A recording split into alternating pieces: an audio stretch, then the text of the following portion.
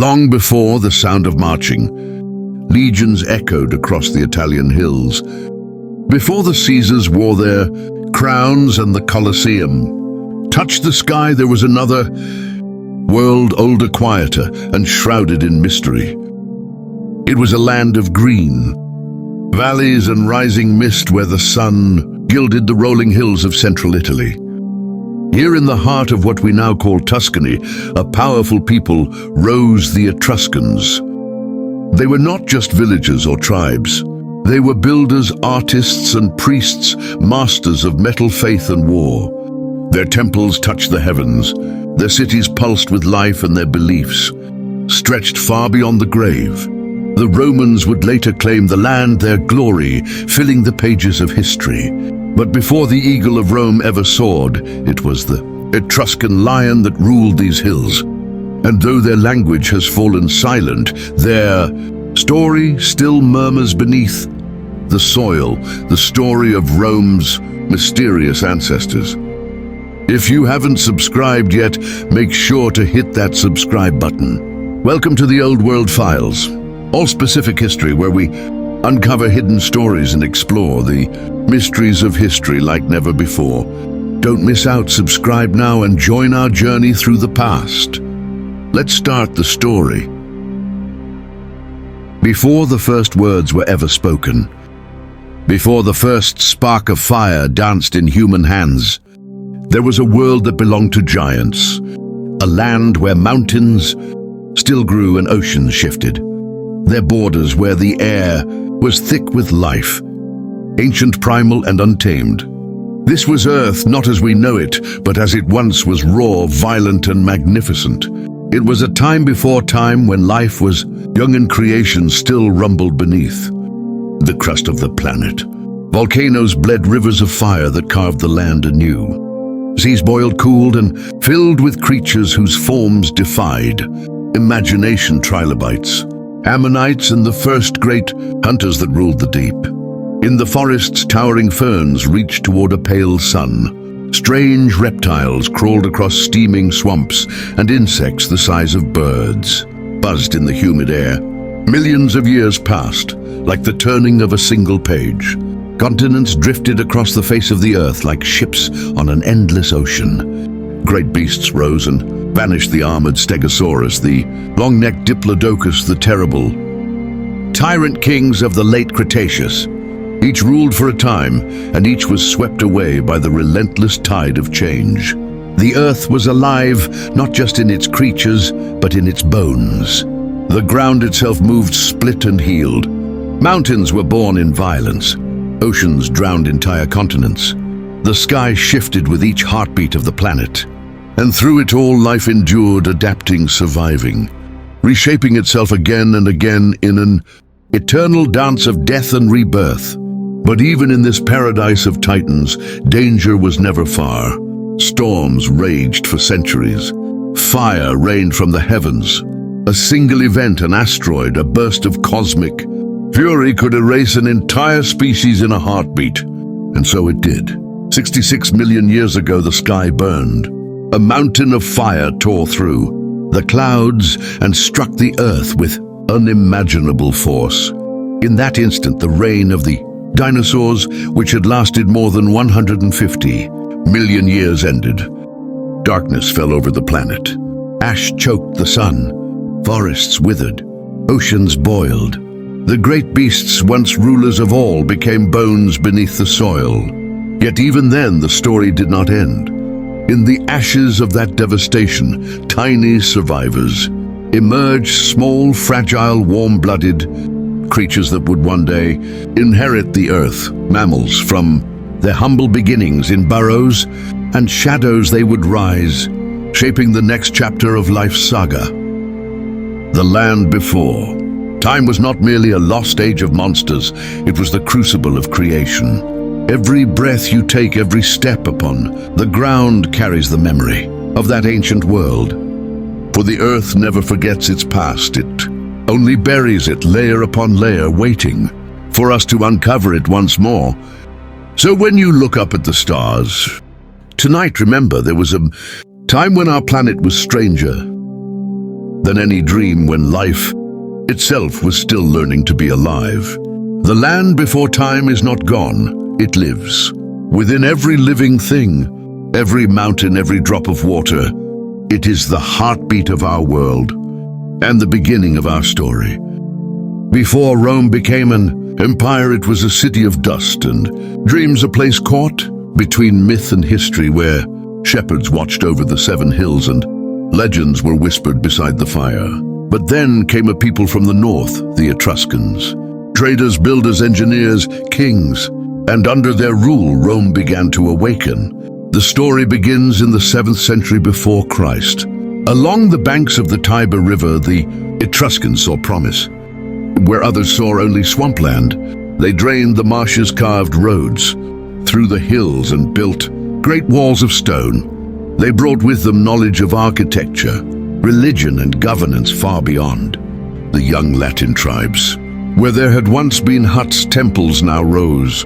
Where there had been mud, marble would one day stand. The first of these monarchs, Lucius Tarquinius Priscus, was not Roman by birth, but Etruscan, a man of ambition and brilliance. Under his hand, Rome changed. He built the Circus Maximus, where horses thundered in grand games that echoed through the valley. He began the construction of the great sewer, the Cloaca Maxima, a feat of engineering that still runs beneath Rome today. And he adorned the infant city with the symbols of power: golden thrones, ivory scepters, and the purple robe of royalty. To the Romans of that time, the Etruscans were both awe-inspiring and unsettling. They brought sophistication, but also strangeness. Foreign gods, complex rituals, and omens read in lightning and flight of birds. The Romans learned quickly. They adopted these customs, shaping them into what would become their own religion. The divine order of Jupiter, Mars, and Venus traces its roots to this Etruscan world. Then came Servius Tullius II of the great Etruscan kings, a ruler born, it was said, from flame itself. Legend tells that as a boy his head was seen surrounded by fire while he slept. Yet he remained unharmed, a sign that destiny had chosen him. Servius was a reformer. He divided the people of Rome into classes, not by birth but by wealth, a system that would define Roman society for centuries. He expanded the city's walls, encircling all 7 hills and turning a cluster of villages into a single unified capital. Under Servius, Rome prospered. Trade flourished, temples rose to the gods, and for the first time the city felt like a kingdom. But power breeds envy, and envy soon turned to blood. The last of the Etruscan monarchs, Tarquinius, Superbus Tarquin the Proud, would be both Rome's mightiest and most hated king. He ruled with an iron hand, his ambition boundless. He waged wars against neighboring tribes, filled the city with monuments, and silenced those who defied him. Yet his arrogance and cruelty began to rot the loyalty of his people. One story would seal his fate forever: the tragedy of Lucretia, a noble woman whose virtue was destroyed by the king's own son. Her cry for justice became the spark that ignited rebellion. The Romans rose as one driven not by armies, but by outrage. They stormed the palace, overthrew the monarchy, and swore an oath that would echo through the ages. Never again would Rome be ruled by kings. The Tarquins fled, and the Etruscan age ended. In its place rose the Roman Republic, a new experiment in power forged in the shadow of tyranny. But though the kings were gone, their influence could not be erased. Every arch, every temple, every piece of Roman order bore the mark of the Etruscans. Their engineering, their religion, their sense of destiny, all became Rome's inheritance. Even the word Rex, king, lingered like a ghost on Roman tongues, a reminder of a past they both feared and revered. So when you walk through the ruins of the Forum or stand beneath the arches of ancient Rome, remember, before the Republic, before the Caesars, there were the kings. And those kings were Etruscans. They built not just a city, but an idea that power could shape the world, that destiny could rise from the earth itself, and that from their vanished kingdom would grow an empire destined to rule it all. As dawn broke over the Italian hills, the once great cities of the Etruscans stirred in uneasy silence. Smoke no longer rose from the forges of their craftsmen. The songs of merchants and builders were fading, replaced by the sound of marching, Roman feet. The tide had turned, and the students were now coming for their masters. In the beginning, Rome had looked up to the Etruscans with admiration. They had borrowed their gods, their symbols, even the curved archways that would one day hold up Roman aqueducts. But with the fall of the Etruscan kings, a dark resentment grew in the heart of Rome. To the Romans, the Etruscans represented everything. They had rebelled against the arrogance of monarchy, the sting of servitude, the humiliation of being ruled by outsiders. The new republic saw itself as the dawn of freedom, but that freedom would come at the expense of the Etruscans. One by one, Rome began to dismantle the network of Etruscan cities that had once dominated central Italy. Cities like Tarquinia and Volsini, each proud and independent, now faced the unstoppable might of Rome's legions. The first great blow fell upon Veii, the jewel of Etruria. For nearly a decade, Rome laid siege to its walls. The two cities stood like mirrors of each other, both rich, both powerful, both claiming divine favor. Yet fate had chosen only one to survive. The siege of Veii became a test of endurance, and when the Romans finally broke through, they showed no mercy. The city was looted, its treasures carted back to Rome. Its people, men, women, and children, were sold into slavery. And yet from that destruction, Rome absorbed more of Etruscan art, wealth, and skill. It was as if the conqueror devoured the soul of the conquered to grow stronger. But the Etruscans were not a people to fall quietly. They fought fiercely, forming alliances to resist Rome's spread. From their hilltop fortresses, they waged wars that bled the young republic for years. Their priests sought omens, reading the skies for signs that the gods might yet favor them. Their warriors carried bronze shields engraved with beasts and spirits, symbols of a proud past that refused to die. Still, Rome's discipline was relentless. The Etruscan city-states, divided by rivalries, could not unite in time. Where they hesitated, Rome advanced. By the 3rd century BCE, the Etruscan world was collapsing not in a single battle, but in a slow suffocation. Their language faded from the markets. Their gods were renamed in Latin. Even their graves were plundered by Romans eager to claim the art of the people they had erased. It was a tragedy written not in one day, but over generations. Imagine a civilization that had given Rome its symbols of power, the purple robe, the throne, the augurs who read the will of the gods, now watching those same traditions wielded by their conquerors. The irony was cruel. Rome became the heir of Etruria, yet denied its parentage.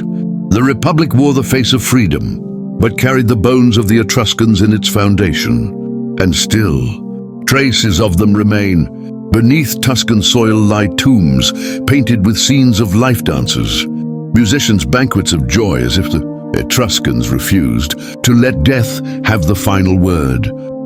Their art glows with color even now, whispering across the centuries that they were once here, that they once ruled, and that their light helped ignite the Roman flame. The fall of the Etruscans was not just the end of a people, it was the moment when Rome shed its last trace of innocence. From their teachers, they had learned the art of rule, and now they would use it to rule the world. Beneath the rolling hills of Tuscany, under fields of olive trees and vineyards, lies a world the sunlight hasn't touched for over 2,000 years, a world carved in stone, painted in color, and filled with the whisper of forgotten prayers. These are the tombs of the Etruscans, the last remnants of a people who believed that death was not an end, but a continuation of life itself. When you step into an Etruscan tomb, it doesn't feel like entering a grave. It feels like entering someone's home. The walls are painted with scenes of dancing, feasting, hunting, and joy. Musicians play flutes, couples embrace, servants pour wine. These are not the images of sorrow, they are celebrations. To the Etruscans, the afterlife was a mirror. Of the world, they loved a banquet that never ended.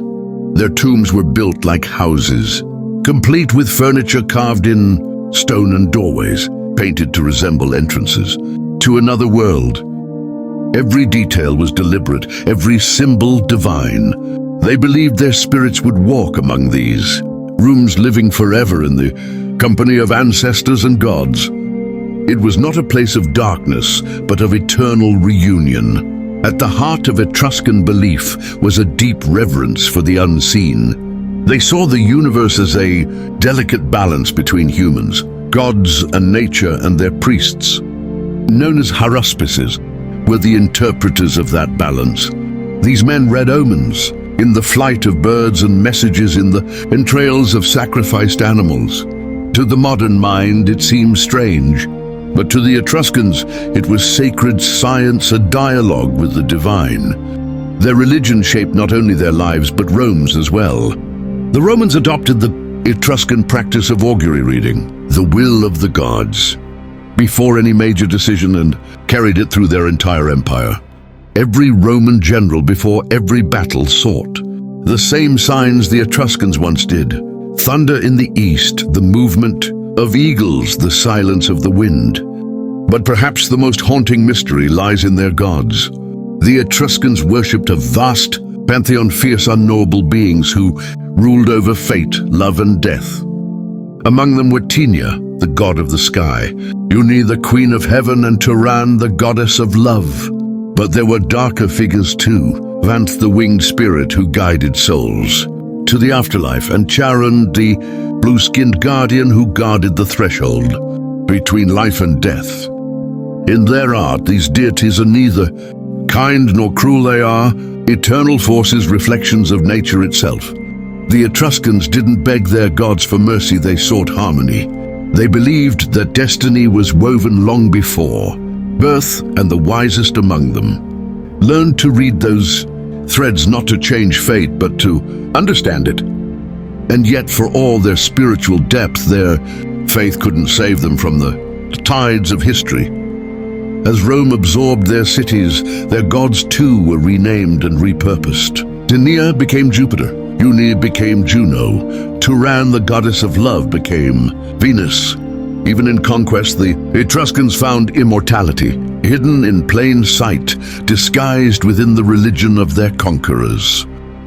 Today, archaeologists still uncover their tombs, chambers sealed for millennia, filled with painted walls and strange artifacts, mirrors engraved, with the faces of gods, bronze tablets, covered in an undeciphered language, and carvings that tell of rituals long forgotten.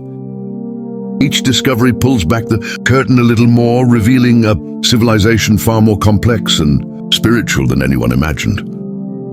And so beneath the soil of Italy, the Etruscans still speak not in words, but in colors, symbols, and silence. They remind us that civilizations may fall, names may fade, but belief endures. Theirs was a world where life and death were not enemies, but partners in an endless dance. A world where the divine could be felt in the rustle of leaves, the shape of a storm, or the gleam of the moonlight over stone. The Etruscans may have been conquered by Rome, but in truth, they never really vanished. Their spirit lingers in the temples of Jupiter, in the arches of Rome, in the Latin prayers once whispered to Etruscan gods by another name. They built their tombs for eternity, and in a way, they succeeded. History often celebrates the victors, those whose empires stand longest, whose names echo in marble and monuments. Yet sometimes the greatest influence belongs to those who vanish, whose light fades, but whose warmth lingers for centuries. The Etruscans were one such people. Though their cities fell and their language died, their spirit lived on, hidden beneath the grandeur of Rome. When you look at the Roman Republic, its temples, its art, its rituals, you're not just seeing Rome, you're seeing the Etruscans reborn in Latin form. The Romans adopted their symbols of power, The purple robes worn by senators, the golden, curule chairs used by magistrates, the ivory scepters held by kings. Even the word persona traces back to the Etruscan theater masks used in sacred plays. Rome didn't simply conquer the Etruscans, it became them. In architecture, the Etruscans were pioneers. Long before the Romans built their great forums and aqueducts, Etruscan engineers had mastered the arch, the vault, and the art of urban planning. Their temples raised on high platforms, with sweeping staircases, inspired the design of early Roman sanctuaries. Their drainage systems transformed swampy valleys into thriving cities, including, legend says, the foundations of Rome itself. Politically, too, their legacy endures. The Etruscans believed deeply in the idea of divine authority, that power was both a privilege and a burden granted by the gods and guided by ritual. From this belief came Rome's concept of imperium, the right to command, an idea that would one day define emperors and kings across the Western world. Even the Roman alphabet, the very letters you're reading now, carry traces of Etruscan script, which itself came from the Greeks. The chain of civilization runs through them, connecting Athens to Rome and Rome to us. In every written word, in every legal code, in every arch and dome that followed, the Etruscans whisper from the past. But perhaps their most profound legacy lies not in stone or law, but in the imagination. The Etruscans saw the world as sacred. Every tree, every storm, every spark of life part of a divine conversation between man and the cosmos. Their rituals taught the Romans to seek the will of the gods before action, to respect signs and omens, to see destiny as a thread woven through every life. It's a belief that endured through the Roman Empire and even into Christianity, where the idea of divine order and the afterlife found new forms. And yet, for all they gave, their memory faded. By the 1st century BCE, the Etruscan language was no longer spoken. Their cities were absorbed, their gods renamed, their identity forgotten. The Romans told their story only in fragments, as if embarrassed by how much they owed their ancestors. The world moved on, and the name Etruscan became a footnote in history's vast book. But time has a way of uncovering what it once buried. In the last few centuries, as archaeologists dug into the hills of Tuscany, they began to find traces of something extraordinary. Tombs painted with color so vivid it defied the centuries' jewelry of impossible. Craftsmanship, sculptures that smiled with the confidence of a people who once believed themselves eternal. From those discoveries, a truth emerged. The Etruscans were not a mystery to be solved, but a legacy to be remembered. They were dreamers, engineers, artists, and philosophers, a bridge between the old world and the new. They taught Rome how to rule, how to build, how to believe. And in doing so, they laid the foundations for Western civilization itself. Their story reminds us that no civilization is truly lost. Influence travels like light unseen, but illuminating everything it touches. The Etruscans may have vanished into history's shadows, but through Rome they became immortal. So the next time you stand before a Roman arch, gaze upon a marble temple, or whisper the words of a Latin prayer, remember, beneath it all lies the soul of another people.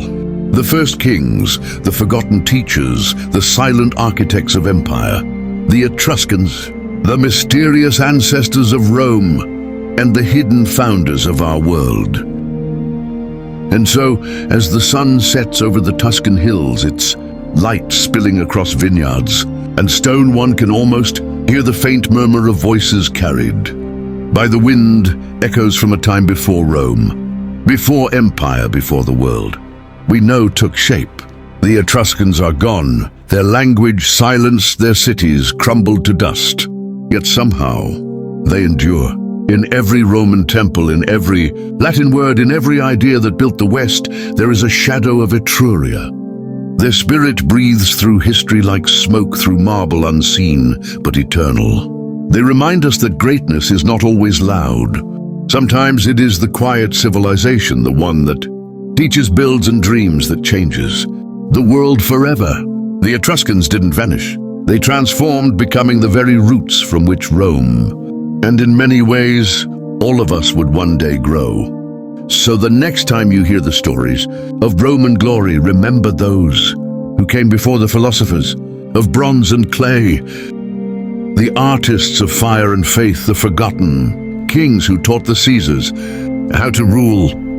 For though the Etruscans sleep beneath the earth, their legacy still walks upon it. In every step of civilization that followed, the Etruscans, mysterious, ancient, immortal, forgotten by time, but never truly gone.